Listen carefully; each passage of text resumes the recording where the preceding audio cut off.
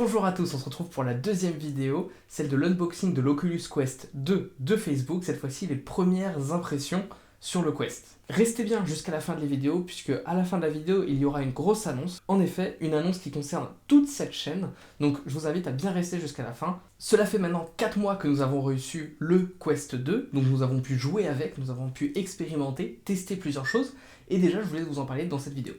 Wow! Wow! Wow! Les manettes. Ah oui, il me dit de prendre les manettes. Je filme. Ouais. Alors, les manettes. Faut faire quoi? Pairing. Ah, il faut enlever les petites. Il est extrêmement confortable. C'est ouf. Hein. C'est ouf. Hein. Mec, c'est ouf. Genre là, tout est capté. Je suis dans un. Là, j'ai pas de grille bleue, mais j'y suis en fait. Pas besoin de plus en fait. Là, je fais de la VR. Là. J'ai tout un menu. On peut choisir la langue. Vérifier la netteté, ajuster le casque. Ouais, je vais le faire après, je pense, le Guardian. Vérifier la netteté, ajuster le casque sur votre visage.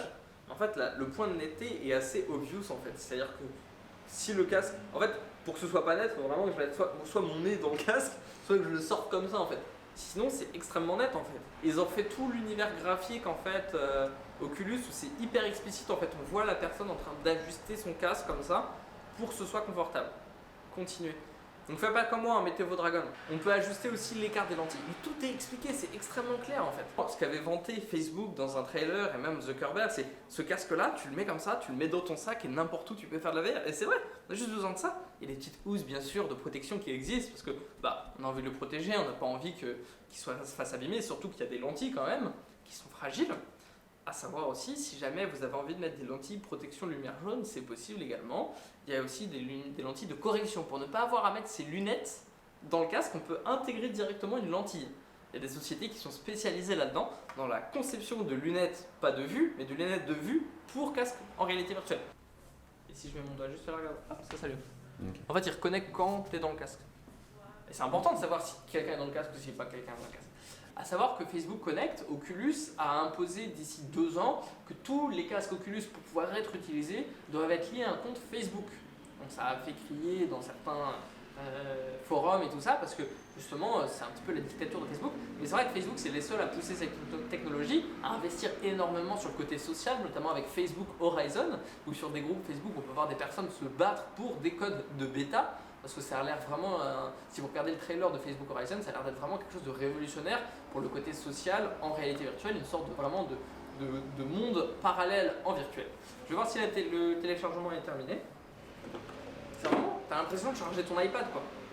C'est vraiment le sentiment, t'as ton chargeur pour ton petit truc quoi.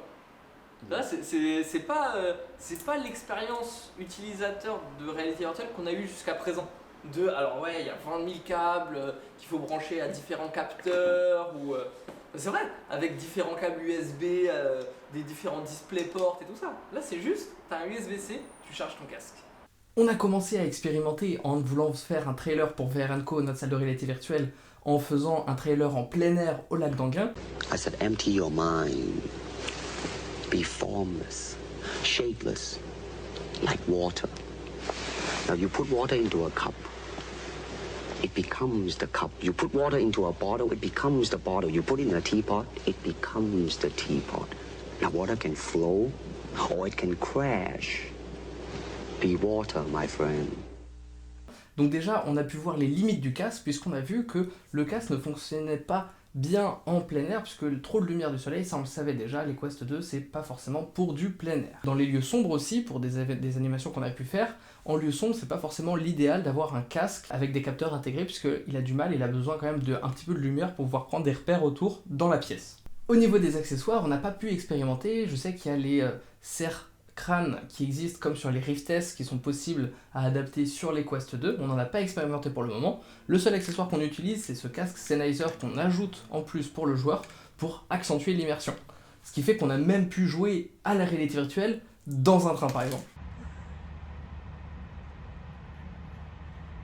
En petit conseil que je pourrais vous donner si jamais vous avez un Oculus Quest 2, c'est d'utiliser SailQuest. C'est vrai que utiliser SailQuest, ça permet d'avoir une bibliothèque de jeux beaucoup plus grande et d'utiliser pleinement les capacités de son casque et de faire des jeux en free roaming, en multijoueur et de faire beaucoup d'expériences qui sont extrêmement immersives. Pour ceux qui ne savent pas ce que c'est SailQuest, c'est une sorte de bibliothèque parallèle, pas validée par Facebook et Oculus, mais qui permet d'avoir un panel infini de jeux sur son casque. Donc si jamais vous voulez que j'en parle plus en détail dans une autre vidéo, n'hésitez pas à le dire dans les commentaires. Je profite de cette vidéo qui parle de réalité virtuelle pour vous annoncer le challenge qui va animer cette chaîne YouTube. En effet, on a fixé un objectif à 1000 abonnés. L'objectif des 1000 abonnés est très simple. Si on y arrive, je vais passer 24 heures dans un casque de réalité virtuelle.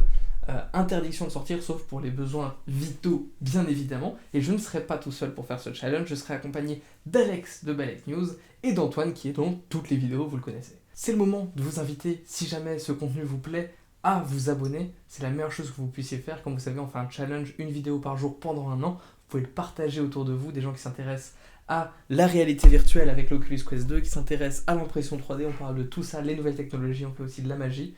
L'idée c'est de partager ce qui nous plaît, ce qui nous fait vibrer avec vous, et si ça vous plaît, n'hésitez pas à le partager aussi.